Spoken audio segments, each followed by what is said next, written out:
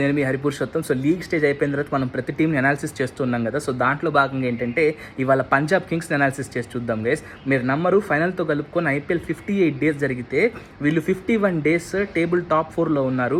And 22 days they were on the top of the table. Cut చేస్తే ఏంటంటే play ఆఫ్స్లో ఆ టీమే లేదనమాట.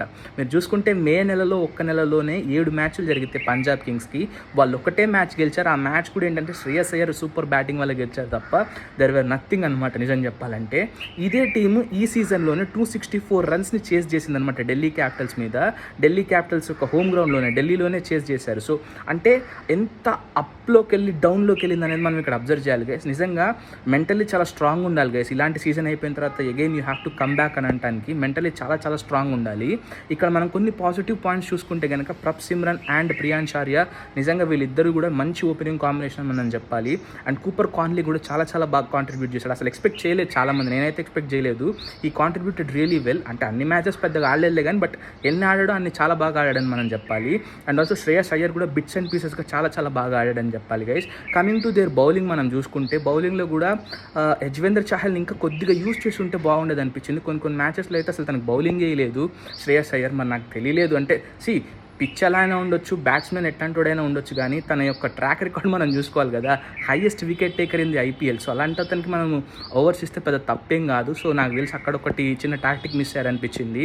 And also Akshardeep Singh guys, ఎందుకు తను ఈ సీజన్ అస్సలు సరిగ్గా అనిపించలేదు. T20 వరల్డ్ కప్ అయిపోయిన తర్వాత కొన్ని మ్యాచెస్, స్టార్టింగ్ మ్యాచెస్లో Hardik Pandya and Akshardeep Singh looked super. ఆ ఫామ్ని కంటిన్యూ చేశారు. బట్ ఎప్పుడైతే IPL కొంత మ్యాచెస్ అయిపోయాయో పంజాబ్ కింగ్స్కి వచ్చేసరికి ఒక మ్యాచ్లో తనని బాగా బ్యాటింగ్ చేశారనమాట అక్షర్దీప్ సింగ్ని. తనకి ఏదైతే సూపర్ టాక్టిక్ ఉంటుందో రౌండ్ ద వికెట్ వచ్చి యాకర్స్ వేసే టాక్టిక్ కూడా దాన్ని కూడా అవతల సైడ్ బ్యాట్స్మెన్ బాగా ఆడాడనమాట. ఆ మ్యాచ్లో డ్రాప్ అయినటువంటి అక్షర్దీప్ సింగ్ ఇంక అక్కడ నుంచి సరిగ్గా బౌలింగ్ వేయలేదు గైస్.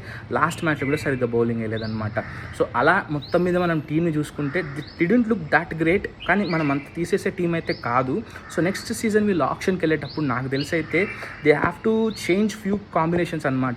ఇక్కడ మనం జేసన్ ఎవరైతే ఉన్నారో తను కూడా సరిగ్గా బౌలింగ్ వేయలేకపోయాడని మనం చెప్పాలి. మార్కో యాన్సన్ తను కూడా సరిగ్గా బౌలింగ్ వేయలేడని చెప్పాలి.